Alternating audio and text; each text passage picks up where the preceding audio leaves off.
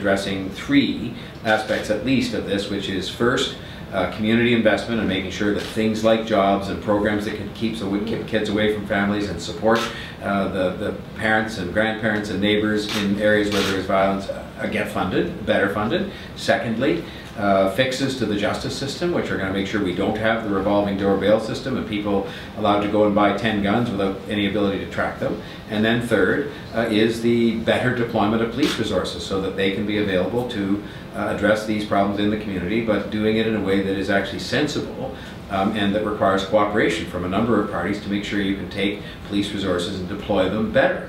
And that's something that I think is a really, really important point in all of this, is that if you deploy existing numbers of police officers better, before you even hire one more, that would make a big difference to the number and presence of police in communities where they're needed the most. Nobody is born bad. No person in the world, anywhere, is born bad. No child is born bad.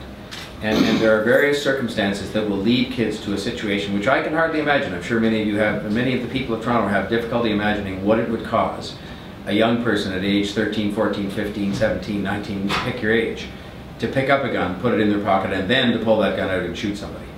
And I believe that these kinds of investments made in areas that are marginalized for a variety of reasons are going to help keep kids who might, for one reason or another, be tempted to stray off a course that would have them as kids just like every other kid, that could have a productive and positive life with hope and opportunity. I think these programs help. I've seen it with my own eyes. And I think a failure to invest in those programs would be a bad mistake.